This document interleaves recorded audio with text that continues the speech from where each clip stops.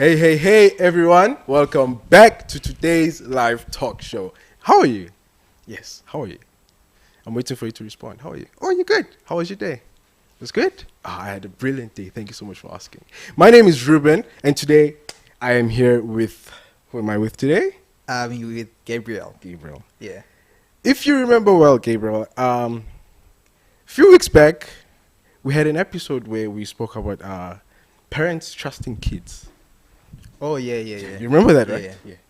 So what can you say about it? Oh, yo, bruh, that show was like...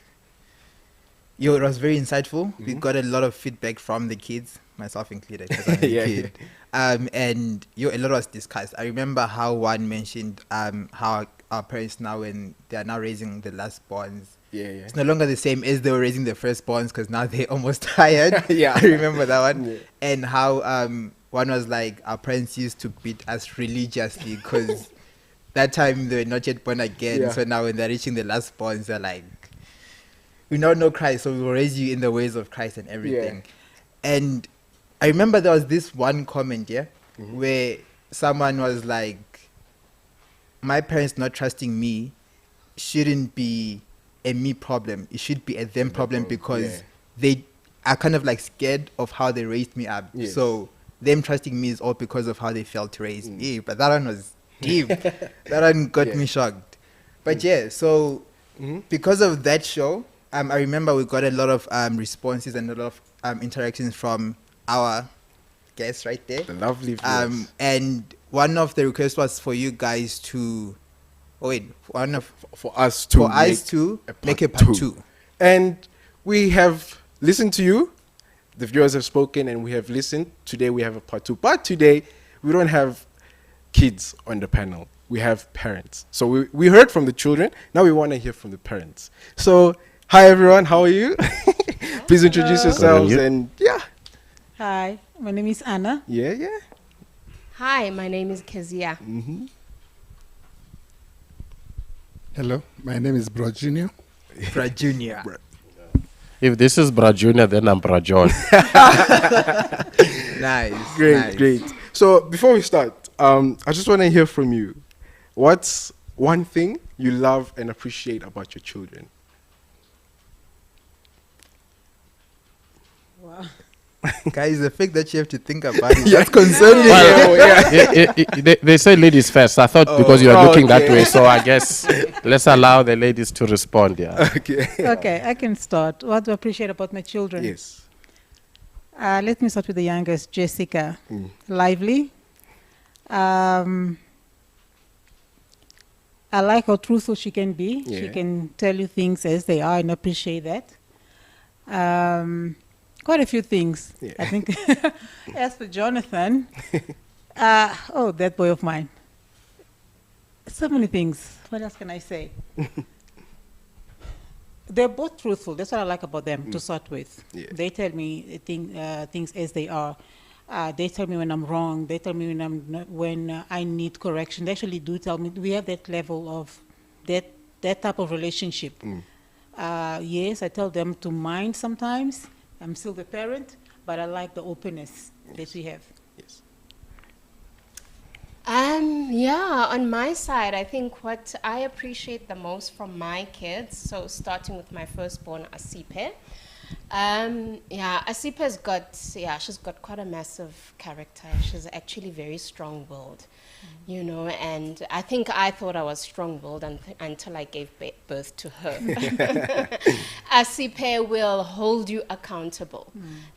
She is the kind of child, she will not let dishonesty slide by or, things that are wayward. She is very strict and prompt.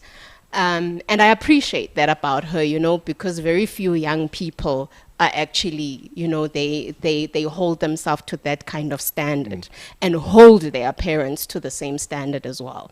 That's Asipe. And sometimes I often have to remind her, though, to tone it down a little bit. She is allowed to be a little girl. My second born, Nande, what I appreciate about him, there isn't a dull moment in our household. Very talkative, very creative, very hyperactive. With him, you almost have to think on your toes. You know, he's just that type of child, and he will challenge your thought pattern, you know. So with him, you can think you know it until you sit down and start engaging in conversation with him, and he'll actually prove to you how little you know, and you're the parent. And my last born, my baby in the house, Kanya, I think for Kanya, he's still a little bit too young to really spell out what I think are the most prominent traits about him. But the one thing about him, I think he's the most loving. You know, he's the little one that I know when I'm lying sick in bed, he'll come and tuck into bed with me and hug me and kiss me and tell me how soon I'm going to get better and that he's praying for me, you know. Yeah, so those are the little things I appreciate in each of my 3 kids. Yeah. Me?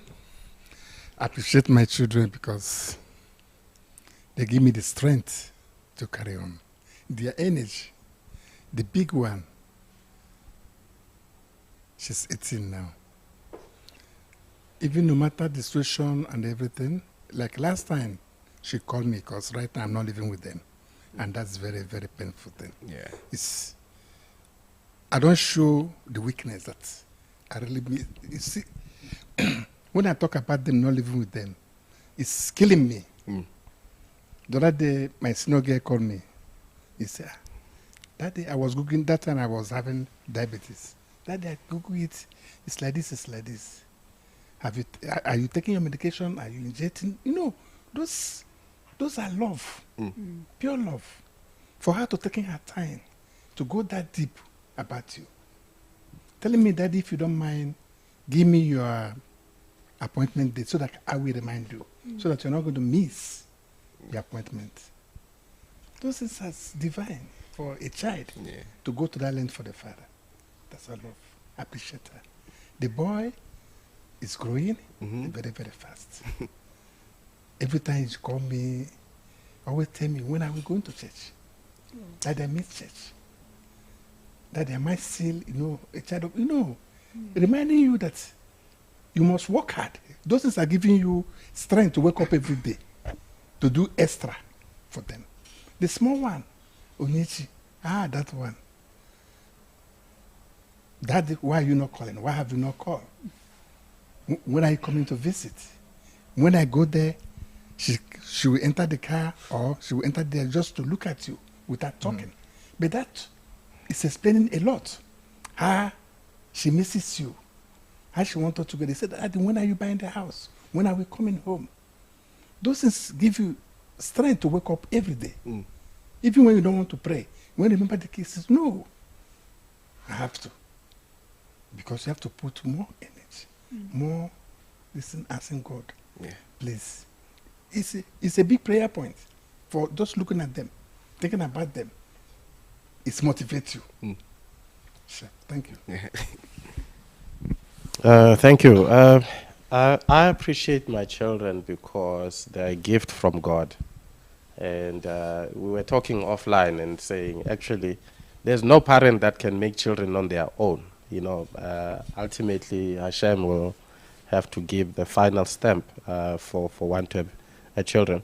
The other reason I appreciate my children is the fact that I've never been raised the way that the prophet is raising us as his spiritual sons and daughters. And when I look at my children, I realize, there's a lot of work that must happen in me to practice, the principles that one is learning through our father, Prophet Philip Banda. So when I look at my children, I try and practice the fatherhood, and they make me see my shortfalls because I see how the love from our spiritual father. And then I realized there's such a huge gap in terms of how I raise my children. I have a lot of children, by the way. So, you know the danger of having too many children. Sometimes in the morning you might say, what's your name again? And because there's so many, if I can start talking about each and every one of them, it will probably take the whole show. And I know they are very particular. I mean, if I start mentioning names, and the other one will take me to task to say, you didn't mention my name. But I can say that children are different, and the joys of being a parent is that you realize that your children are different. And sometimes you wonder what, because children are different. I mean, they have got different needs. I mean, they've got different strengths and weaknesses, and you parent them in looking at what their needs are, so, and but they're such an amazing bunch, because they will really challenge you. I have one that is already telling us that she's a lawyer. She's only 10. And she's the lawyer of the house. And she's a thinker. She's a forward thinker. She's the one who reminds us of things that needs to happen in the next 2 weeks. I mean, and when she knows there's a project at school that needs money, she will sit on your neck to make sure that it happens. Then I've got another one who loves food. That one, even when they play this game of this bottle, I don't know what they call that game, the bottle. When he flips that bottle, and it's his turn to eat, the rest of them are worried because this one, he eats fast. He can finish the food. Then of course I've got the eldest one, and I think you know him. He likes being the dope guy, the lead guy. So he's the rapper. He's always trying to rap and with his other brother. But I also do have bookworms amongst them. I have children who are bookworms. They just love books. They love reading. They love their quiet time. Very focused. You don't have to remind them about that. But Baruch Hashem, we thank God for all the children. Thank you. Yeah, no, thank you so much. So this is also a challenge to you parents out there.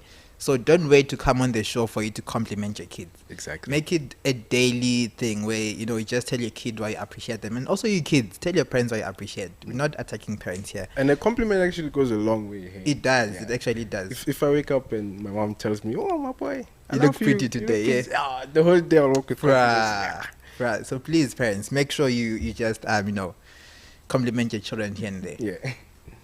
But yeah, so I'm actually glad that our parents touched on some of the things that we mentioned on our last show. For an example, one of the guests that we had mentioned how our parents have brought us religiously, beating us, and also Mr. John here mentions how he's now learning how to raise up kids.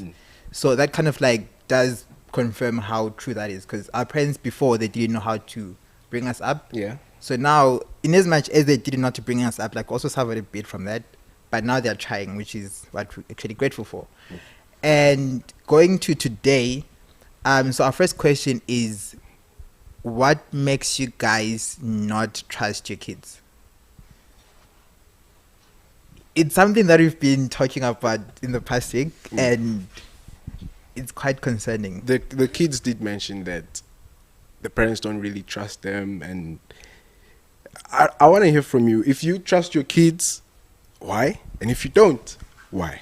Yeah, I think I'll chip in there, right? I think for me, I choose to have a trust relationship with my children, right? And I feel in me, trusting my children, it's my way of empowering them, I think everybody knows when somebody trusts you, when somebody believes in you, right? True. When you're out there, you always have it almost in the back of your subconscious that, there's somebody out there who sent me out there with full steam belief in me. I mean, what is the automatic response of the one who is being trusted? It's to do good, right? And I think for me, it also helped the fact that I became a young mother in this ministry. So I subscribed to the teachings of the prophet. So I had, I think for me, the only parenthood I know is what the prophet has taught us. Because when I came here, I think Asipe was, 6 months old. So yeah, I think I choose not to subscribe to what the world says by not trusting people, my children, and following doomsday prophecies and therefore tailing your children, and being like that thorn in the neck on your children. Give them freedom, allow them room to be themselves, Thank you so much. And I find the more you trust them, the more you give them room to be their individuals, the more, prosperous, the more you start seeing the best out of them, and the more they themselves become themselves. Yes. I don't think I have a problem with any of my 3 kids who's trying to be like any other kid on the block. They are happy to be themselves. They are comfortable in their own skin. And I think my trusting them has, been part of what has enabled them. Wow. So as she was talking, I was smiling because I could confirm Yes. what she's saying is so true. If my parents would trust me, at the back of my mind when I'm leaving the house, I'll be like, Exactly. I'm living up to the standard to say, Yes. I cannot let my mom down. And if most of our parents can actually take that and use it, I'm telling you. And it's also something that the kids mentioned when they were here, that Yeah. if the parents don't trust me, how will I go out there and succeed? And how will I go out there and socialize and do all of that? So No, we thank you for that. Honestly, that is so amazing. Like, to have a parent who can do that. No, we really thank you so much. Okay, other parents, you don't have to copy the same answer. Just saying. Yeah. Please do answer the question. Look, I don't want to sound religious, right? yeah. The reality is that the trust is a two-way street. It is not a case about just parents trusting their children or children trust. It's a two-way street. And, because if you compromise your trust with your parent, and it's not really about parent based on a relationship between a parent and a child. A trust relationship could be between neighbors. It could be between friends. It could be people who are dating or married couples. Trust is the same thing. If you compromise it, you make it difficult for the other person to trust you. So it's important to preserve that trust and to maintain that trust relationship, because when you break it, and then at the same time you want to be trusted, it's difficult. I mean, if brother Junior here, if brother Junior borrows a child a car and then you go and smash it, for example, and then tomorrow you want to borrow a car and you say, I want to go with my friends, you make it difficult. I think that's where maybe some parents might find themselves. Okay, so on that, right, I do hear you. We do get to that whereby we do borrow a car and then we go and smash it. And the next time when I'm asking for a car, of course you would not want. But in as much as that is true, you should also get to a point whereby you understand that I'm a child. I will smash your car. And you should not be fine with it for now. But later on when I'm asking for the car, at least show some level of trust, or maybe say, go with me into the car, type of thing. Not for you to say, no, you cannot have the car. You are talking from a perspective of someone who has a lot of money, eh? Yeah. Because when you crash the car, you we're can not just get looking at the another. car. We're not looking at the car. We're talking Oh, about okay. trust here. Yeah. Okay, for an example, right? You did not trust me initially to say it because I went out and then I drank and then I came home drunk. Next time you don't allow me to go out. How about you go out with me so that I can, type of thing. Of course not car. You break my car, you'll never enter it again. No, I'd like to hear what Oga has to say about that. Particularly the one where you say, well, if I smash your car, then you must trust me. I'm sure Oga has got something to share with you. Pastor John. Yes, you see, this issue of trust, like what Pastor John says, it goes two ways. Like, I'm talking out of experience now.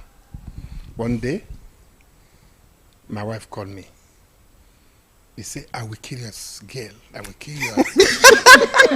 She will not be... I've taken her phone. You're talking about my senior girl, my big one, the one for 18 years. So, I said, please, madam, calm down.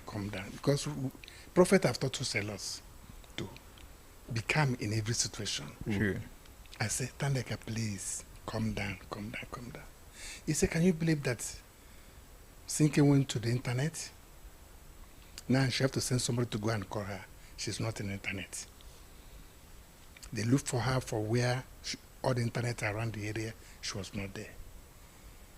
So when Sinke come back late, where you coming from? Is he coming from the boyfriend? So she have already taken the phone from her, and I said, madam, give her the phone. He said, come this night. It was around 10 o'clock. I said, no, calm down. I will come. He say, when are you going to be here in the morning? I say, Madam, calm down. So in the afternoon, I drove all the way to that place. All of them entered the car. She was tense.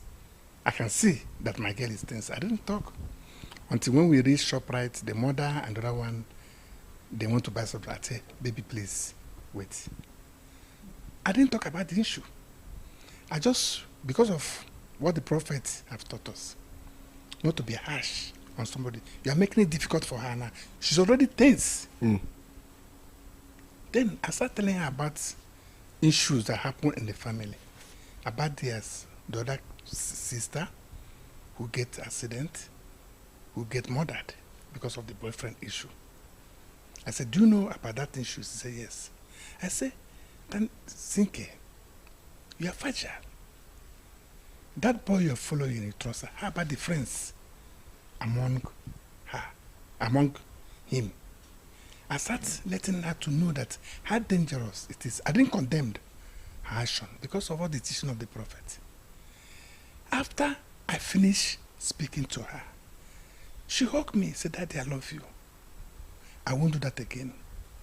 In my front, she said, I promise you, I won't do that again.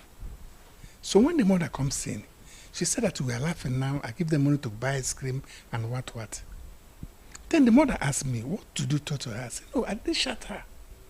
You see this love, you see this trust issue. You must, like what the madam here, sister Wire was speaking, give her the confidence, give her benefit of doubt. Don't condemn her. If you condemn her now, you end up pushing her like, okay, you say, this girl will not sleep in the house today. Where's she gonna go? You have already taken the phone. I said, no, give her the phone. Love can conquer everything. Very true. That's the teaching we learned from the prophet. To be calm in every situation. You see, when you calm in those situations, let her understand the danger that's going to happen in what she's doing. Trust and love.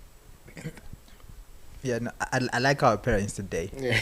I feel like we asked the right parents to come, because this is honestly what we would like as kids. Not for you that, okay, I've come home at 3 from wherever I'm coming from, and the next thing I'm told to sleep outside. Yeah. Once I sleep outside, I'll never come back home.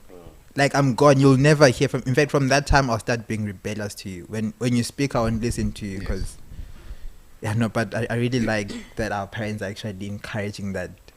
No, you do not condemn kids. Yeah. You just correct them with love, show them what they're doing is wrong, not for you to be like, anyways. Yeah, but there's. You want to say something? Yeah, go ahead. Okay. Yeah. Thank you for the opportunity. I just want to say a few things, concur with my panelists here.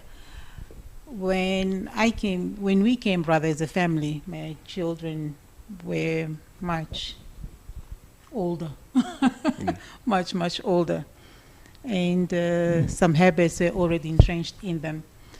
But what I want to say on this particular point is that I concur that trust is a two-way. It's a two-way road. You cannot just say, trust me, and you cannot show me what to trust you for. And that's exactly the conversation that I would have with my son.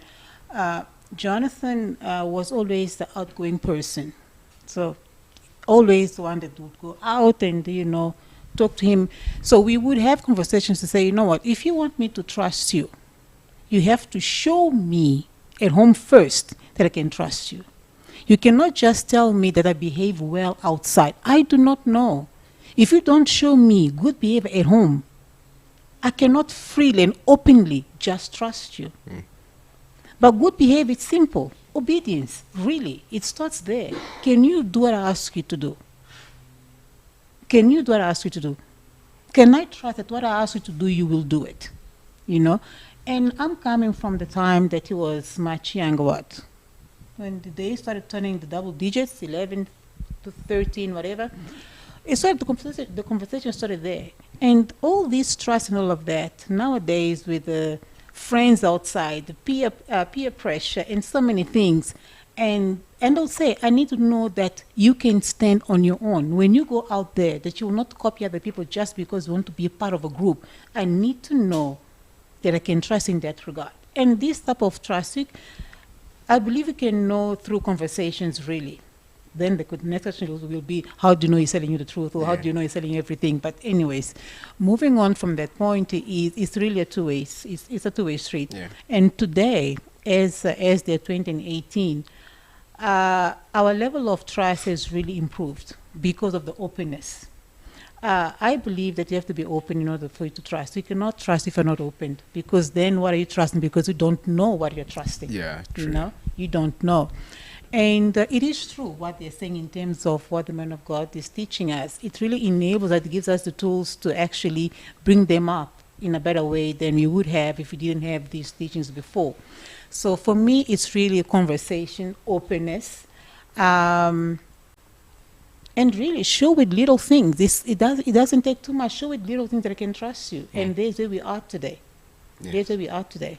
Yes, you raise very good points there. That trust is, I agree that trust is a two-way street, and also trust is built over A period of time. Yeah. And I once read something says trust is like a jar of cookies. So every time you do something that, every time the child does something to you that you can say, oh, I can trust them, you add one cookie every time you do something. And then when they do something that you're like, oh, what is this? You take away a whole handful. So trust is built progressively. Yeah. You like that. There's a lot to be spoken about, and we've covered a lot already, but we'll get more into depth after the break. Thank you.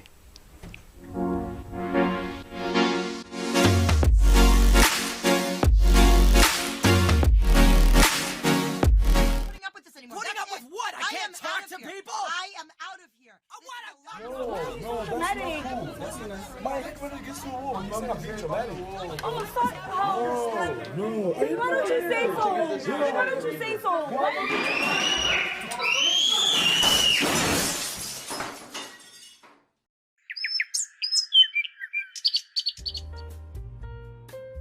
Constant love, commitment, mutual respect and happiness. This is what we crave and expect in our marriage and relationships. Are you struggling to maintain harmony with your spouse? Have you ever wondered how you can build a long-lasting, healthy relationship with a spouse? You are invited to the Harmony in the Home seminar with Prophet Philip Banda this Saturday, 15 April 2023 at Holy Land. Come and be impacted, you and your household. All are welcome. Those married, getting ready to marry, or preparing for marriage.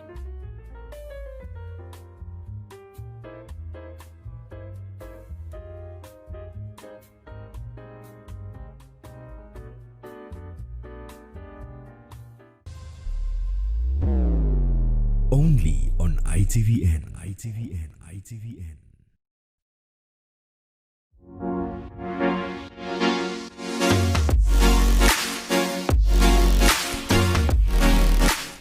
All right, welcome back, everyone. Thank you so much for tuning in. Before the break, we were talking about trust, because on the other episode, we heard about trust from the children. Now we're hearing about trust from the parents, and they said some very good stuff. And for me, I'm learning. When I get my first child, I'll definitely apply some of the stuff I've heard here today.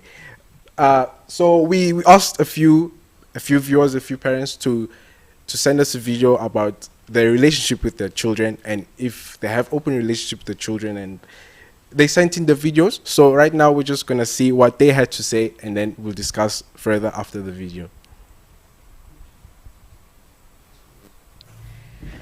My name is Shumani Musandiwa.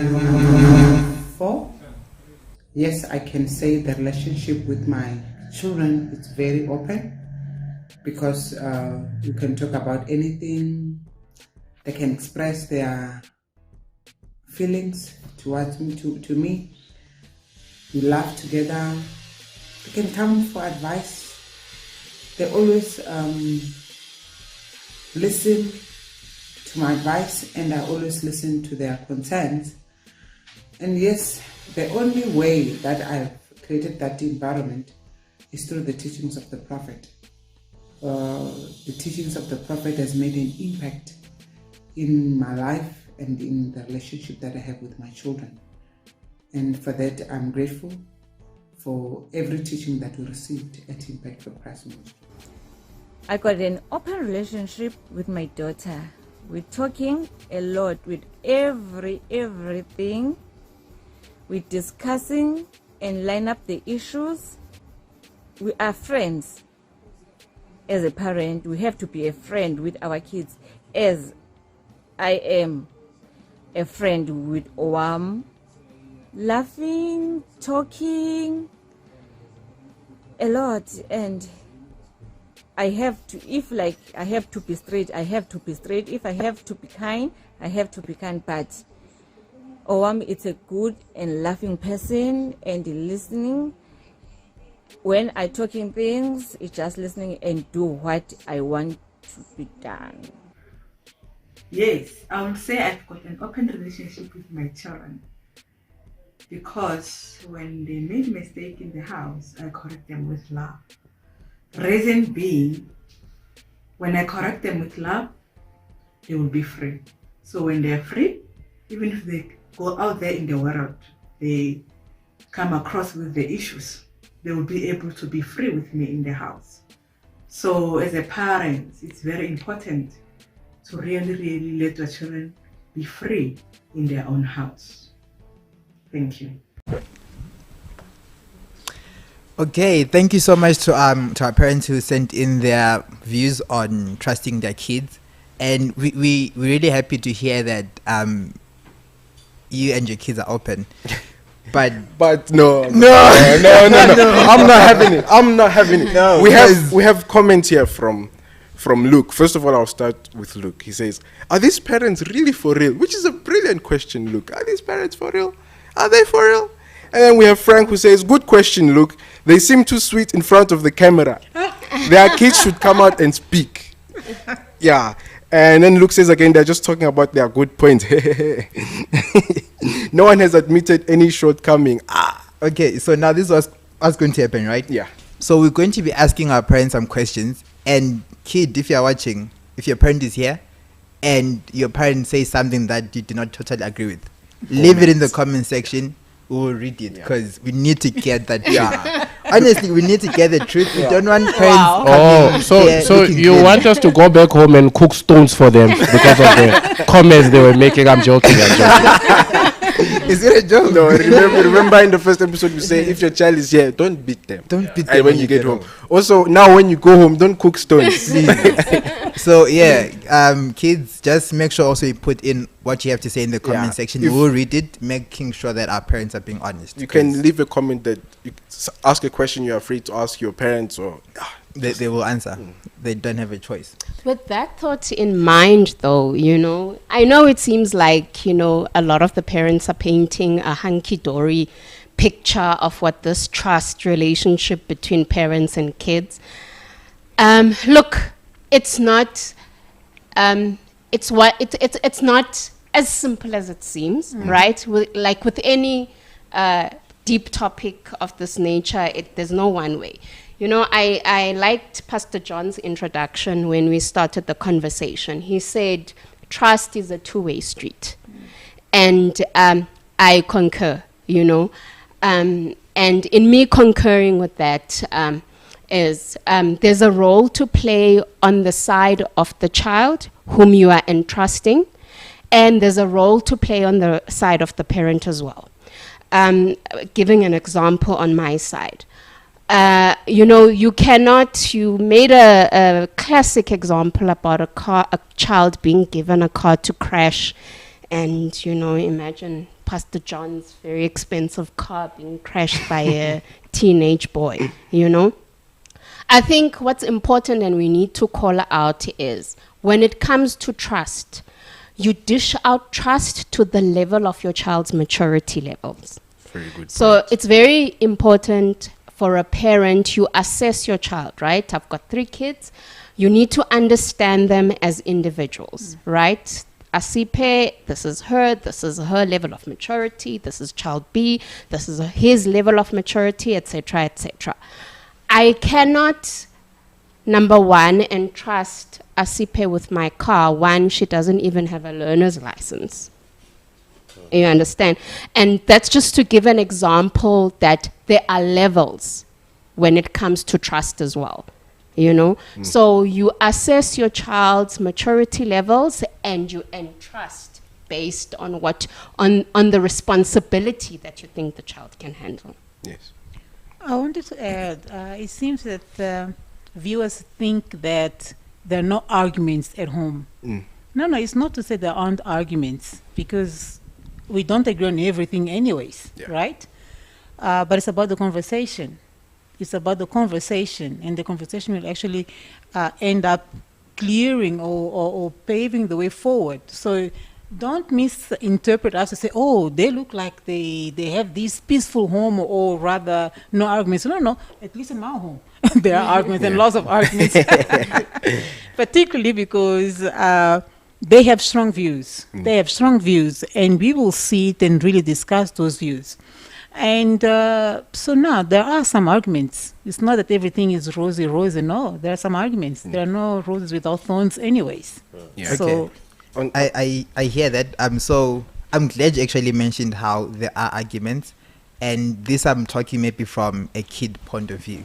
Because you could find that you have an argument with your kid, right? And then you make up, according to you, parent, you made up everything is fine along the way.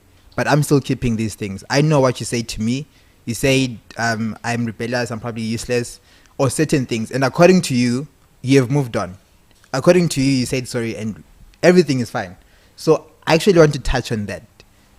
Have you ever sat down with your kid and spoken about a certain argument or something where like you guys were having a misunderstanding, and how did your kid react to that?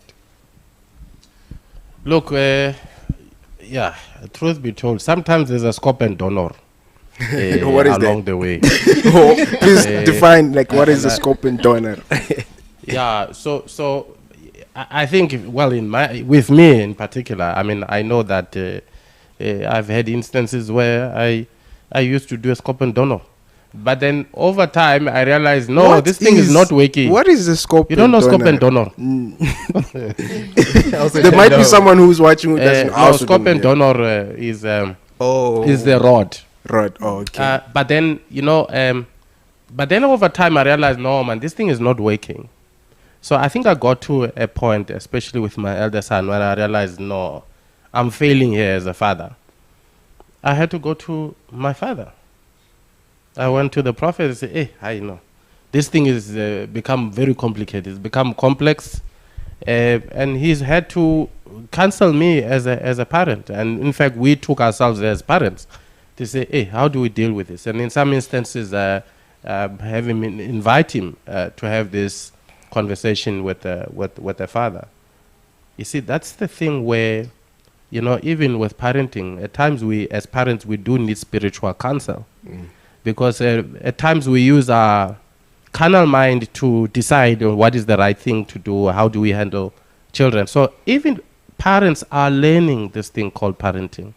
So for any member of Impact for Christ who's raising children and knowing how the father teaches, I don't see how any parent shouldn't, when they shouldn't be looking at it truthfully and say, I'm failing here. Let me take my case to the father and get counsel, and sometimes even bring the child there and then start coming up with a solution in terms of how you move forward. Oga? I'm glad you actually touched on that, and I'm glad you addressed to those who go to IFCM. How about those who do not? Yes. Like, how do we tackle that? Because remember, as you said, parenting is not what you might know from how you're brought up, because also that's an issue, man. You're brought up to kettles and them, and then now you want to bring that mentality to this day and age. Like, that cannot work. And that is a common, I've had those type of conversations. I wouldn't really say arguments with my mom, because it's like,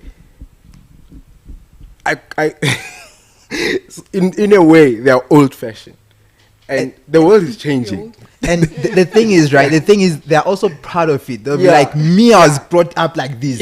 You also do this." And to be honest with you, that is not really the best way. Like, Yeah. just because you're brought up to eat pap with water. Stones. Mr. John spoke about cooking stones for the kids. So I'm like, okay, maybe that's how he grew up. Ruben's mom, we need to talk. You're eating pap with stones. No. He spoke about cooking. Okay, stones. but yeah, no. So they proud of how they're brought up. You even see them. Look, now parents are able to afford pap with milk. Why not give that to the kids instead of you saying, "No, me, I grew up with pap and water." You grew up with pap and water because you didn't have money for milk or anything.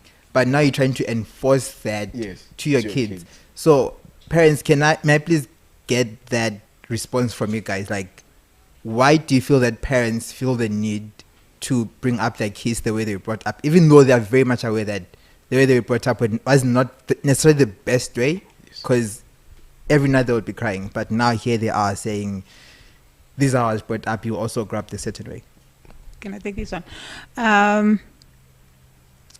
I'll summarize. You asked the question, what about those that are not part of IFCM? It's all about exposure, really. If you do not have this level of exposure that we do have, well, you'll be teaching or raising your children differently. Most definitely, that will be the point. So exposure makes a difference. So your question is, how do we then deal with the fact that, oh, we were raised up this way, so we're going to... No, again, it goes back to that point, exposure. So when you learn something, you try to change, and those are the conversations that we have at home. My daughter turned 18 on the 18th, right? And we had something at church. I can't remember what it was, but I had to be at church. And I was like, oh la la, I've made so many mistakes in the past, I'm trying to correct because of the teachings, and I'm trying to correct this, I'm trying to correct that. And I was like, oh, Jesse, 18 is a big number, but you know what? I really have to go to church. I really have to go to church, I can't remember what it was, but there was something important. It just, no, Mom, you can go. I said, no, I'm making sure that you're okay with that because, we are coming from very far. We are coming from very far, and I want to make sure that you're on the same page here. I want you to know that I'm not neglecting you. I want you to know that I'm not just choosing kind of church over you. I want you to know that, you're equally important to me, but I still need to go there. I need to be fed so I can come and feed you. You understand? The spiritual food, so I can come and also translate and tell you what is what. So that's what I was saying earlier. Conversation, openness makes a difference. Because if you do not have that level of conversation, that level of openness, you will think that, I have to go to church and that's it. I know it's your 18th birthday, but let me go. So we have to talk. I had to tell her, I understand it's your 18th birthday. I will be back to finish A, B, C, D because I still had a few things to do. And she was like, no, Mom, I'm okay. You can go. I am okay. I said, are you sure you're okay? Mom, I am okay. You can go. And I told her, I don't know what time I'm coming back. You know how church is. There's no, at 3 you are done. So are you okay with that? She says, yes, it's fine. So exposure makes a difference. How other parents will do that are not part of IFCM, I cannot answer on their behalf, really. I can't. I do not know. I do not have the answer. But all I know is what I'm learning, I'm practicing, and we are still getting there. We are not there yet, and I don't think it's a destination per se. It's a journey. And every day we learn. Every day we actually grow together. Iron out the things, the mistakes that we made in the past. I mean, again, we went to the man of God. It's like, this is not working. And they said, oh, your house is messed up, And it was messed up. And sometimes you do not realize that until someone points it out. When I say someone, I'm talking about the spiritual fight in this particular case. Until someone says, you know what, you need to fix A, B, C, D. You need to watch out A, B, C, D. And that's what I started doing, watching out for those things. So exposure, for me, is vital. You cannot change if you do not know what needs to be changed. Nice. So for those parents, as they say, you might not be from IFCM. I think it is best for you to start having a conversation with your kid.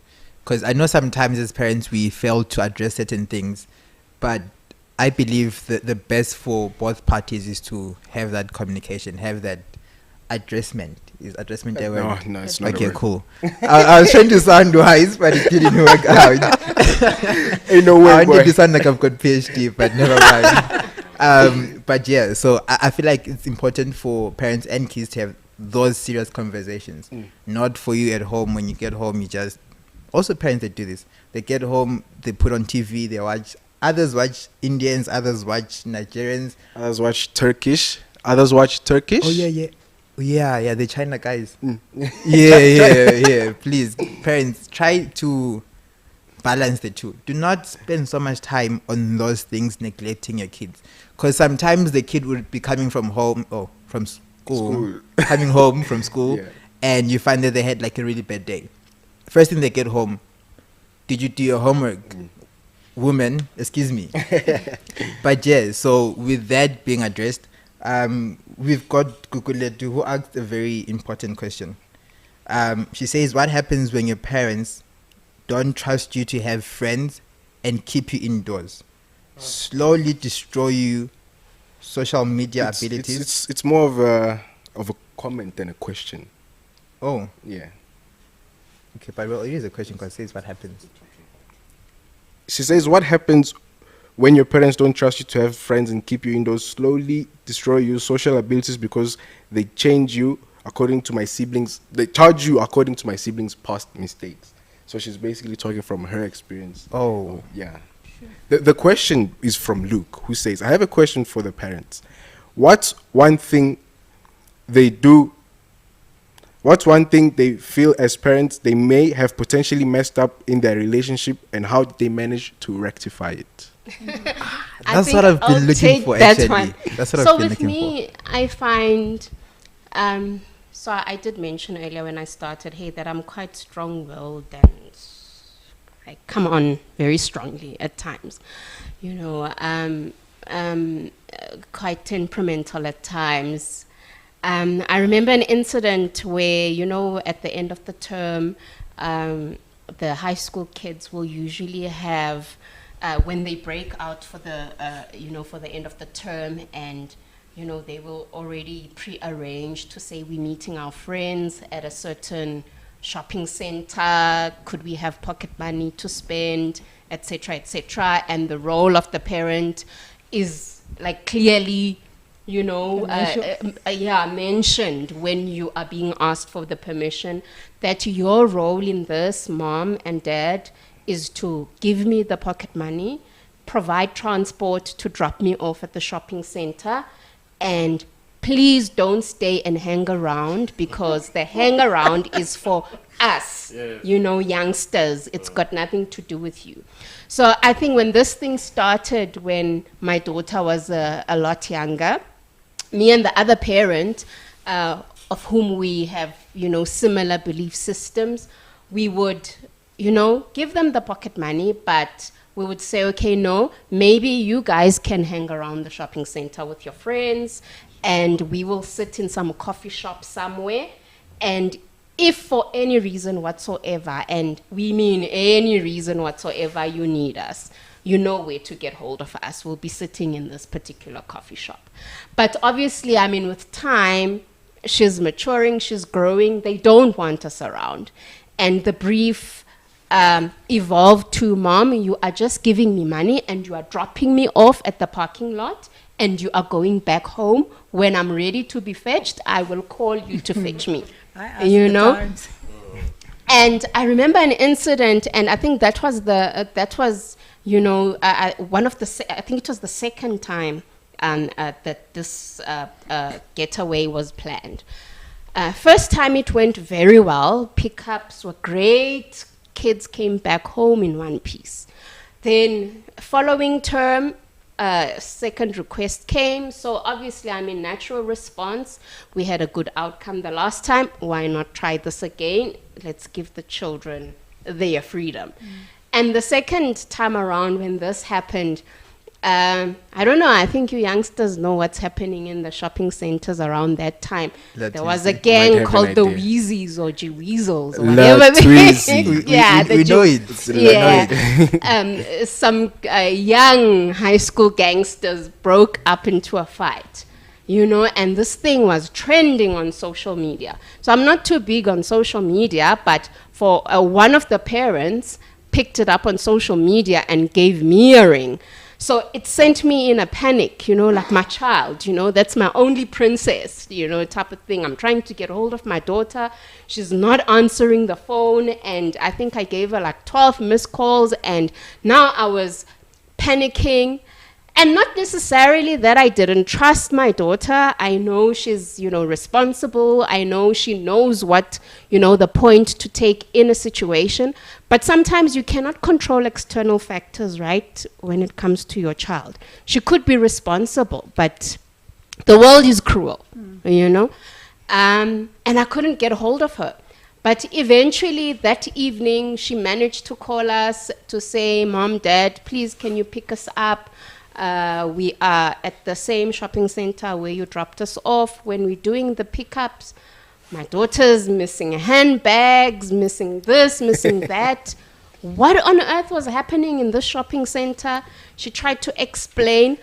While she was busy explaining, I was just bashing at her with my tantrums and telling her where to get off, you know, and how she's never gonna ever leave the house again, you know, type of thing. And I think that for me was a spur of the moment. And not that I'm justifying my temperamentalness in that moment, but you know, as a parent, it's a big job. We take our job seriously. Too seriously sometimes. Very seriously. You know, it's a serious job, guys. You know, one day you'll understand when you've given birth to your own. Though. You know, sometimes you guys overdid so bad. Like. Yeah, and I think for me, it came from the fact that when I couldn't get hold of her and I was reading on social media what was happening, worst case scenario came to my mind, and I'm sitting there now. I can't even pray, right, because I'm so filled with fear. I don't know if my daughter's not lying in some shopping center under a bench there, dead or injured or whatever the case may be. So I think my response came from that. And I think it took me having to calm down overnight, because I realized, you know, the more I raise my voice at her and the more she's standing here, and maybe this poor child is traumatized. I mean, she's lost a handbag, she's lost whatever. Then I thought, okay, let me just take a step back. Let's all go to bed and let's discuss it in the morning. What actually happened at the shopping center, you know? That's actually a good point right there. So parents, when certain things happen, please do not be rash to, if you're angry, do not talk to the child. I think that should be a thing. Yeah. If you're angry, it's okay. Go to bed and sleep. Parent, hey, okay. I feel like completely agree with that one. No, but for reals though, if parents you are angry, please try to maybe minimize your words. Yeah. And just keep it short and let the kid go to bed, and then address it when everything is calm. And because of our time, we'll quickly go through your comments, and then. But firstly, this is a very good comment from Tlaniso, who says, to the panel, how do you, as parents, react to your child correcting you? You. It's like, okay, that's a very, very nice because parents I are feel not like, always right. And parents are not always right. And that's something that a lot of black parents don't want to understand. Because I'm your you can't teach me, I'm your mother. I know more than you. They are forgetting that we are the ones teaching them how to use cell phones. Because they are not ancient. I'm sorry. I'm sorry. I'm very sorry. Technologically challenged. Yeah. Yes. You're technologically challenged. Yeah. You're not ancient. Yeah. So how do you as a parent react to your child correcting you? Do you take correction from your children? And do you understand that sometimes you are wrong? Most definitely. Remember what I said, openness and conversation. That's what we do. This is me. But don't say this is the same with my husband. But personally, I do. I don't mind. I really don't mind. And how many times have you told us I mean, here you are telling us to do A, B, C, D, but you don't practice. Didn't the man of God say this? Didn't the teaching say that, but you don't do it? How many times? And after listening to that, you know what, Amod? I think we have to reconsider what we thought here, you know? I think we have to think again about this situation, because if they're saying so, we have to really think hard instead of saying, I'm the parent, I know it all. That's our stand. Yes. Let us Nice. analyze, let us assess what's going on and take it from there. So personally, I don't mind. I take it well, really. What do others have to say? Look, I hear you when you say that even when parents are angry, we must not lift you and then put you down. Yeah. So I hear that. I've certainly learned as well from my son, from my eldest son, Kabelo, for example, where there was a particular year he didn't pass. He knew that there's a possibility I was going to have a fit. You know, but he was able to send me a message, and he poured out his heart. You know, when I read the message, I realized I was just defeated, but just listening or reading what he's saying. And when we eventually met after that, it was a different conversation. I mean, there were hugs, tears, and I think which changed the way we started relating to each other. But to be honest, more than anything, we are still learning as parents, and we are learning from our father. We know for a fact that we're not perfect. We know that we were brought up differently, and we're only now learning godly principles of raising a child. So I think it's a case of also the children understanding that, wow, my parent is also human. Let me not test. Let me not tempt, tempt my parent. Thank you. Mr. Junior, what do you have to say? Yes, what I have to say is that, you see, like what Pastor John said, that we are learning. The way we brought up was, you break a plate of soup, you will sit there while the other ones eat. That's a punishment.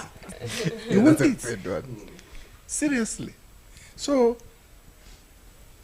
now, for us to transfer it to our children, it was a bit difficult until we met the prophet.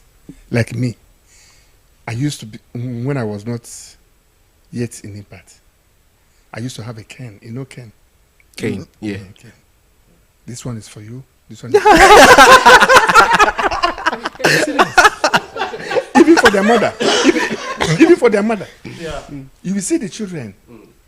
When their mother do something, they will go and bring this one. Their mother. They're watching you. Yeah. We don't know this is because that's what the way we brought up. The hard way. When you go to school, you don't come back early. Now you come back with all your school uniform dirty. Before you eat, you wash it. To tell you, but now, through the teaching of the prophet, we have learned that to be a parent, love must come inside. Calmness must come inside. If you watch our father, the way he's calm, like what he said when your daughter said, I'm going to a coffee with a friend. She cannot get pregnant by going to have a coffee. But you'll be looking at the sign. So, we're learning, like what Pastor John said, we're learning from our father. Thank to you. become like what you said, when you are angry, don't talk.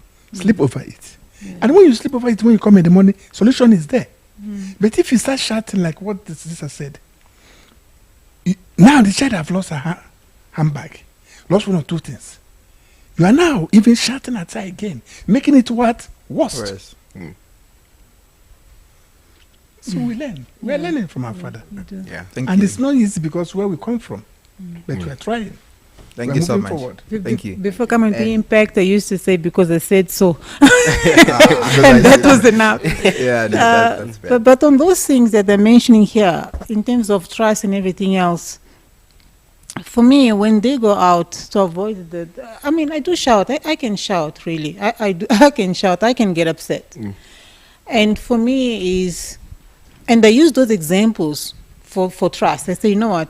Okay, you're going out, fine. For how long are you going out? Text me when you arrive. Text me. You know, small things, and that's what I was saying. It's the small things that you test the trust. Can you do A, B, C, D?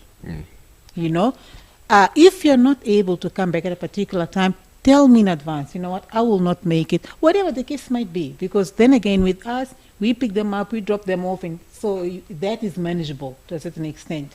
But the point is, tell me, communicate. You cannot just let things be. Communicate. Yes. The communication for me is what builds the trust. Yes. Oh, thank you so much. That's very good, eh? Thank you. Really appreciate your guys' input. Yeah. And one of the biggest takeaway is, parents, when you're upset, when you're angry, it's okay. You can go sleep. Not in a rude way. Not in a rude way, but it's okay. We understand you're upset. We'll talk about it tomorrow. Yeah. And I think we can all agree that everything that's happening here is because the love you guys have for your kids, and also because of the love the kids have for you. But let's be honest, sometimes tough love doesn't work sometimes. Sometimes it's too tough. It's too tough. But we can agree also that everyone has a role to play. The parents has a role to play, and the kid has a role to play. True. And we could sit here talking for days and days and days, but unfortunately, we have come to the end of today's talk show. We hope you enjoyed. We enjoyed. Did you guys enjoy? You guys enjoyed, right? Yeah, it was good. Yeah. It was good. And if you guys are not being honest, guys, the comment section is still open, so just put them in. There was actually a comment that said, let me look for it. Is it from one of the kids or? Okay, well, I wouldn't know their kids' names, but that would be creepy. Okay, I can't find the comment. But we have come, it was something about parents acting here, but when they're in front of Pamko Abantu, it's going down. Nobody understands. But we have come to the end, and thank you so much for watching. Tune in again next week, Wednesday and Thursday at 6:30, and make sure you like and subscribe and follow us on social media. Until we meet again, Shalom.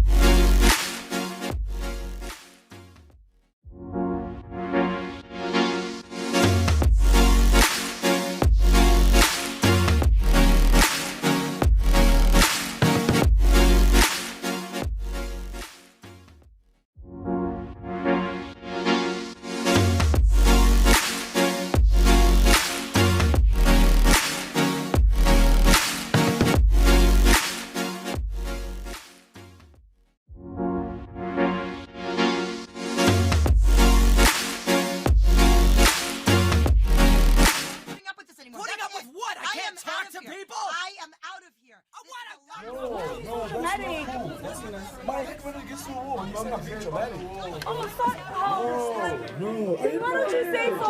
Why don't you say so?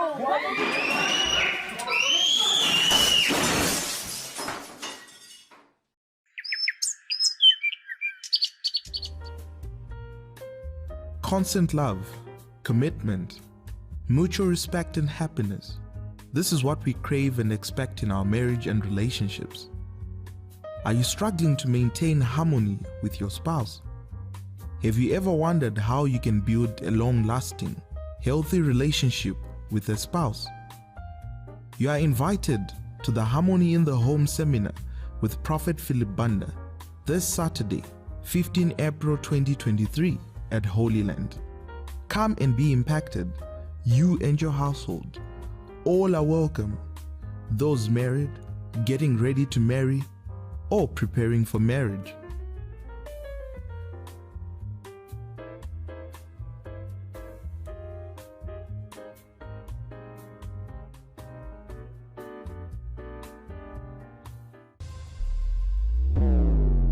Only on ITVN. ITVN. ITVN.